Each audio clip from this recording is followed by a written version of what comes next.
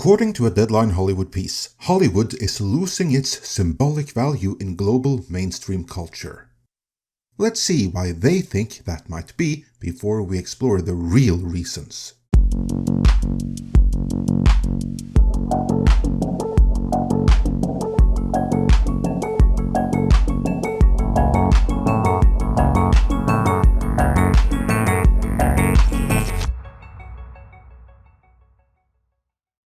This video is sponsored by Black Forest Supplements. The Deadline Hollywood piece reads, Hollywood is losing its symbolic value in mainstream global culture, according to the latest Nostradamus report published by Sweden's Göteborg Film Festival. Göteborg executive Josef Kullengård, whose name Deadline Hollywood has misspelled but I shall pronounce correctly nonetheless, touched down at the Karlovy Vary International Film Festival this week, where he spoke at the festival's Industry Days Small Screen Forum on Wednesday about the latest findings of the influential report, this year dubbed Reality/Resistance. Oh great, that sets the theme right there, doesn't it? Among the many messages from the 80-page report, Kullengård said the US soft power was depleting, largely in part to the ongoing unsteady political situation in the country. I agree with the claim, but not with the explanation. Unsteady political situation is code for that they're blaming Trump, because the corporate press is internationally painting the picture of a US that is falling apart at the seams, and where people are rioting in the streets for illegal immigration. But US soft power was already depleted quite significantly before Trump returned to office, and we'll look at the real reasons for that in due course here. The big takeaway so far, though, is that Hollywood is obviously not in what you might call a healthy place right now, and they're in need of some healing. And on the topic of healing, I just found out something wild about stem cells. You know, the tiny repair crews in your body that fix whatever needs fixing. Dr. Eric Berg, one of the most watched health educators on YouTube, can tell you more about this. A stem cell is kind of like this reserve cell that can pretty much change into anything that you need. They're using it now to regenerate fibrosis, which then allows the heart muscle function to improve by 30%. They can do the same thing with liver fibrosis and damaged brain cells. They're getting great results stimulating new cartilage in your joint. Some people are using it for autoimmune diseases like MS, and also to help rejuvenate skin cells to actually make the skin young again. There's also stem cells for cancer. It's very important to understand how to keep that stem cell population at the highest level. The thing about stem cells is that they're crazy expensive, with celebrities shelling out $50,000 for one placenta stem cell injection. Luckily, you and I don't have to do that, because the guys over at Black Forest developed cocoa flavanols, which stimulate stem cells to come out of your bone marrow into your bloodstream, like bees coming out of a beehive, and they'll find and fix whatever needs to be repaired. If it's in your heart, they'll fix it. If it's in your liver, they'll fix that. And Harvard scientist Dr. William Lee actually backs this up. Well, clinical studies have been done with high flavanol cocoa to show that in men who are in their 60s with heart disease, they could actually just have 2 cups of dark chocolate hot cocoa a day for a month. Yeah. And they doubled the amount of stem cells in their bloodstream, and their circulation improved measurably. And then what's even more important and impressive is that there was a study called the Cosmos study that was completed recently that showed that eating high flavanol cocoa decreases the risk of cardiovascular death. Right, over a period of like a statin. Right. Exactly. Except made by eating the same thing that you use to make chocolate. So we're not telling people to go out to have chocolate, which is a confection. There's got a lot of sugar and all kinds of other stuff in it. But it's the stuff underlying it, the core of it. This isn't your average cocoa. It's a stem cell power up, which you can mix in both your coffee and protein shakes, which is what I do. It has no sugar and only 20 calories. So, if you're experiencing the effects of aging, slow recovery, weak immunity, or just feeling off, then blame your lazy stem cells. Good news is that studies show that cocoa flavanols can increase stem cell circulation by over 100%, like a fountain of youth in a scoop. Go to my link in the description or pinned comment below, where for the next 48 hours you can get a whopping 45% off store-wide July 4th promo. This offer is only good for 48 hours more though, so stock up while you still can on Black Forest High Flavanols Cocoa. With that, let's return to what the Nostradamus report says about Hollywood's declining cultural influence around the world.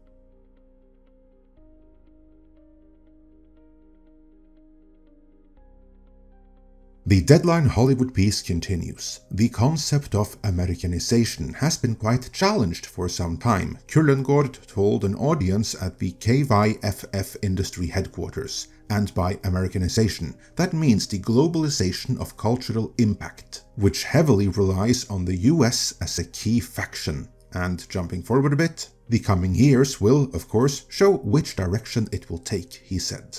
What we do see is that the mainstream is fading away from what we once knew as a generic global voice that comes, to a great extent, from American culture. Allow me to translate that into pop culture terms. 1 decade ago, audiences around the world, regardless of their native language or culture, would flock to the latest MCU movie, Marvel being the greatest cultural export from the US to the rest of the world in modern history.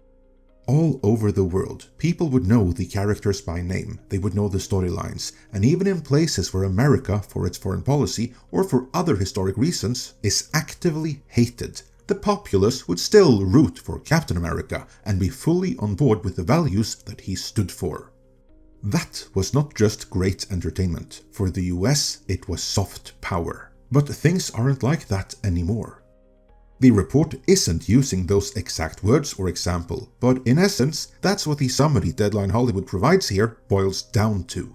Their write-up continues. The report, which was first unveiled in Cannes in May and is authored by media analyst Johanna Koljonen, also highlighted that unique artistic voices are breaking the mainstream, pointing to directors Greta Gerwig and Christopher Nolan as being the most bankable directors. Oh really? Those are the most bankable directors? That tells me this report must have done some pretty darn shallow research, for it would appear that they stopped at the marketing event that was Barbenheimer and called it the day. The piece continues. Kullengård said that while the report found that the mainstream was shifting away from the generic, which he indicated would be a difficult change for US studios, he indicated that opportunities in other markets would continue to expand. That's code for that Hollywood has fumbled the ball and others are trying to pick it up.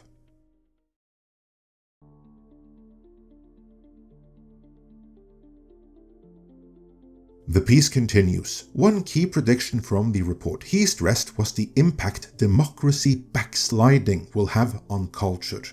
No matter where you are in Europe or the world, in the coming 3 to 5 years, you will experience the consequences of democratic backsliding and autocratic development. And this puts a big responsibility on our industry's shoulders. So either we will resist this development or we will be implicated in it.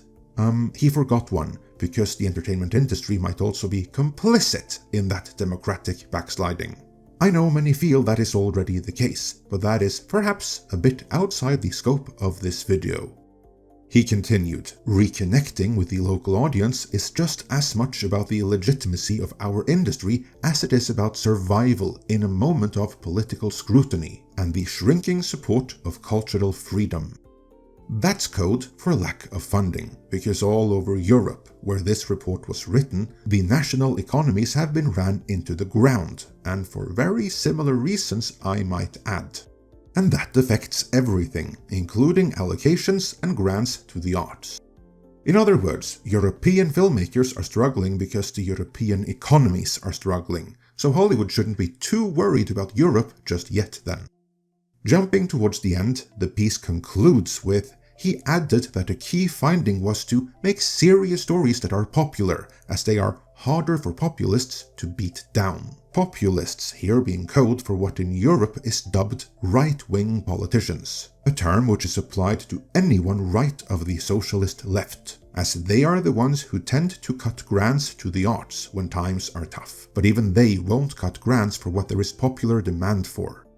But let's leave Europe out of proceedings for now, and instead look at this decline of American soft power, illustrated by the decline in Californication, or Americanization. And what could be better than to explore this with the example I already alluded to, the brand that won the hearts, minds, and goodwill of audiences around the world not too long ago, only to squander it all. Let's look at the decline of the MCU.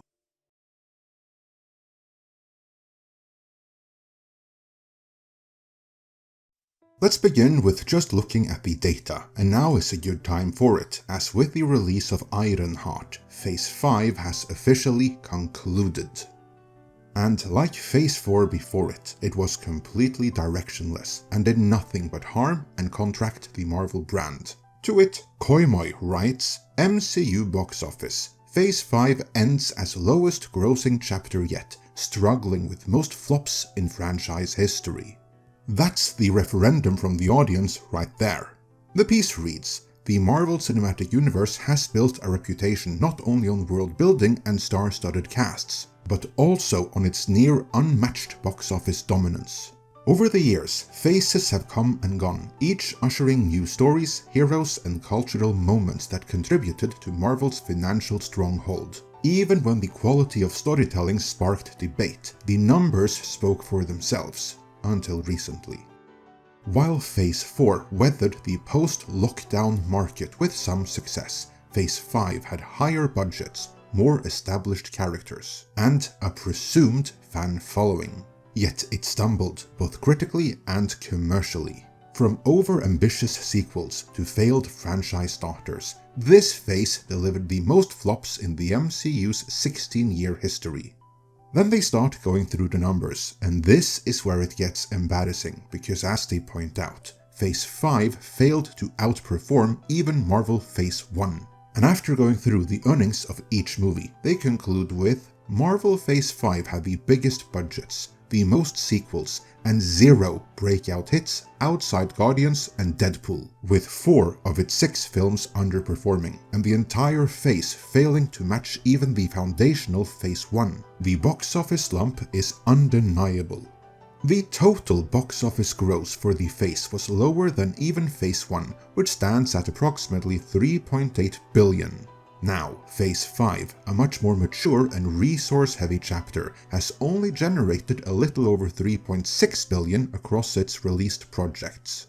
That makes it not only the least grossing, but also the most money-losing installment in MCU history, and Phase 4 was nothing to write home about either. I won't pretend to know exactly how big losses we're talking about for Phase 5 as a whole, but it's more than $1 billion.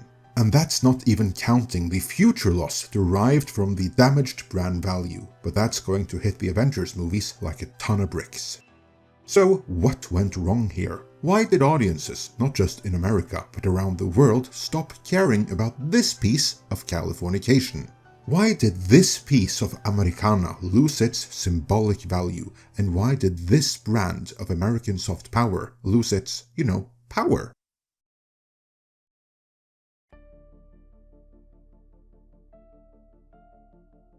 The Nostradamus report blamed the unstable political situation in the US for Hollywood having lost its symbolic value in global mainstream culture, and with it, the US its soft power. I submit that is sheer cope and utter bullshit, because as we just saw using the MCU as an example, that decline started long before any current political situation or any orange man stepping back into office. As a matter of fact, early projections peg James Gunn's Superman to be the most successful export of American mainstream culture since Deadpool and Wolverine, which alone flies in the face of that claim. So what is really the problem? Well, in my book, something the authors of the Nostradamus report would never blame, because they're all for it too. The real problem here is diversity, equity, and inclusion.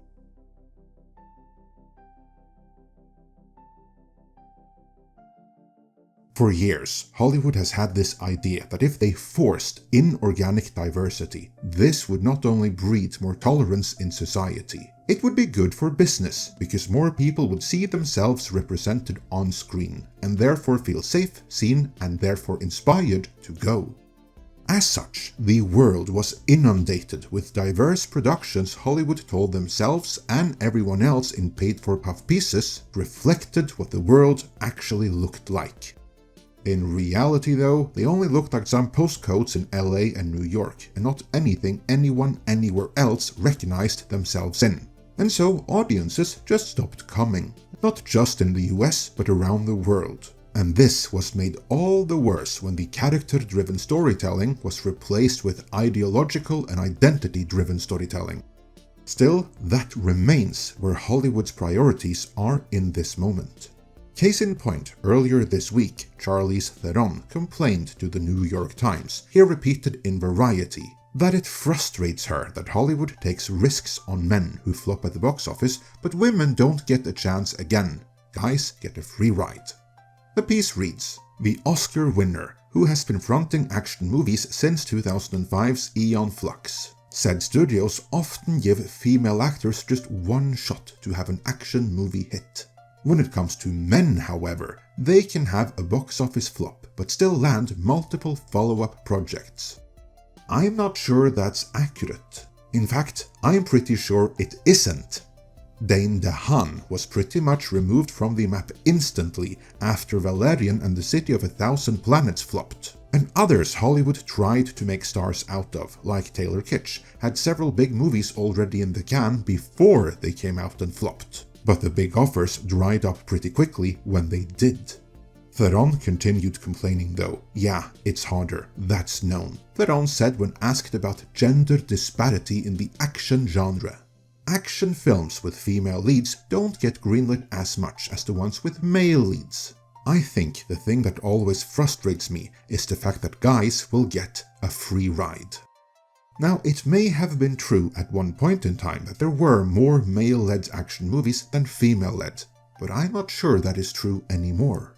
Both the big screen and especially the streaming side of things is filled to the brim with female-led actioners, something which in recent years has led to the rise of the girl boss, the ultimate Marisou, who is despised by audiences worldwide. That's why the big screen, big budget, high profile female-led actioners all fail spectacularly, in front of the entire world to see. On streaming, I suspect they fail as well, only there they do so in quiet and without fanfare or anyone really noticing.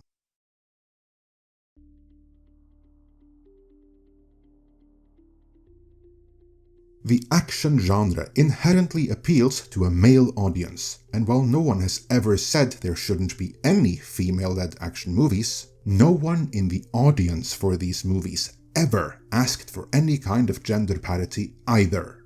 The only ones who ever did are activists who have no intention of watching these movies anyway, like the author of a sub-piece in The Independent, who fully backs Charlize Theron's demand for more female-led action movies. Not because the author of this piece has any intention to see them, but for the cause. And of course, the likes of Charlize Theron will stand on the barricades as well, as she stands to personally gain from it. And the reason she is speaking out now at all is in a desperate attempt to guilt everyone into watching her new movie, The Old God 2. A movie which the 50-year-old action starlet also sought to promote by bragging about what an amazing one-night stand she had with a 26-year-old guy who pumped and dumped her. But I did just recently a 26-year-old and it was really amazing. Yes, and I've never done that. Though I leave you to decide if that makes you more interested in the movie or not. The point here is that this demand for inclusion and some kind of gendered parity in a genre that is driven by and mostly watched by male audiences is indicative of the real reason why Hollywood is losing cultural influence around the world. Because by acquiescing to demands like these, they are letting ideology dictate which movies are made, and not what the audience wants to see. Tons of movies that no doubt could have been worldwide smash hits and crowd pleasers, and thus increased Hollywood's influence in America's soft power, were not made these past few years, because too many people, either in front of or behind the camera, were, to borrow a phrase from Film Threat, too male, pale and stale. Rather than making those would-be hits, Hollywood instead decided to push some female-centric or other DEI-driven slop upon the world. And the world wasn't having it. The old Soviet Union imploded for many reasons, but a major one was that they didn't let consumer demand dictate production, since they let what the powers that be thought the people should have decide what got made. That, in the end, helped usher in a collapse. Hollywood has been doing something similar for years now. Rather than making the movies the audiences of the world actually wants and demands, they pushed out ideologically driven drivel they thought audiences should have. But the audience weren't having it, and now Hollywood's grip on cultural relevance around the world is slipping. Some things never change. Let me know your thoughts on all of this in the comments, and before you go, head down to my link in the description or pinned comment below for a whopping 45% off store-wide July 4th promo at Black Forest Supplements. The offer is only good for the next 48 hours though, so stock up while you can on Black Forest's high flavanols cocoa now.